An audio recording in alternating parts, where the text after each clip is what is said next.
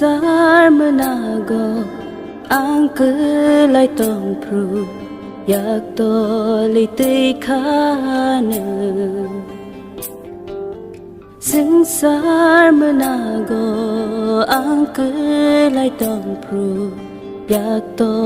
li tei khana o shubra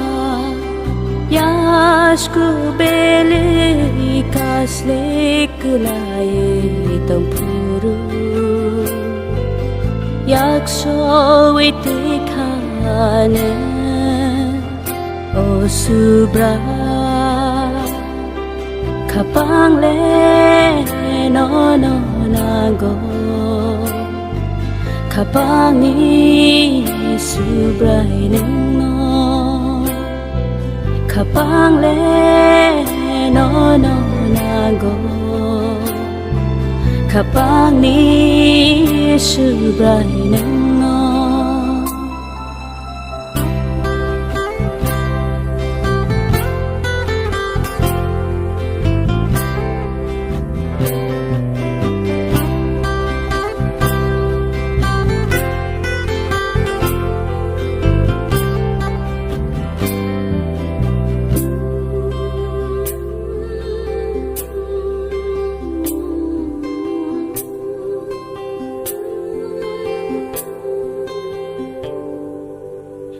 Nang nilaman onu huryawe langmaran sawe tong mani Nang nilaman onu huryawe langmaran sawe tong mani Kacang makani kemawe tong puru Ningko kai su punggu rikana Kapang le no no nago Kapang ni subrai no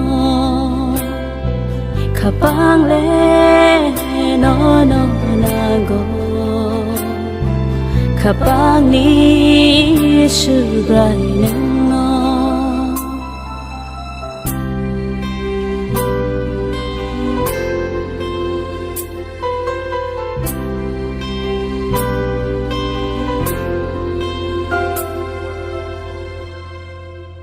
Ni rai da ni lama wo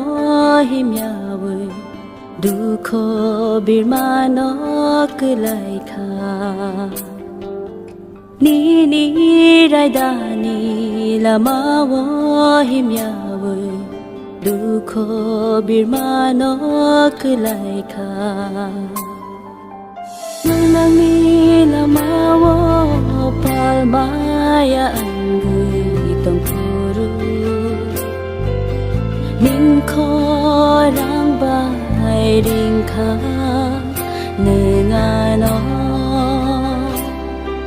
Kapang le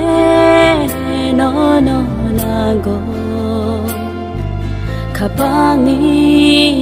subrai no Kapang le no no nago Kapang ni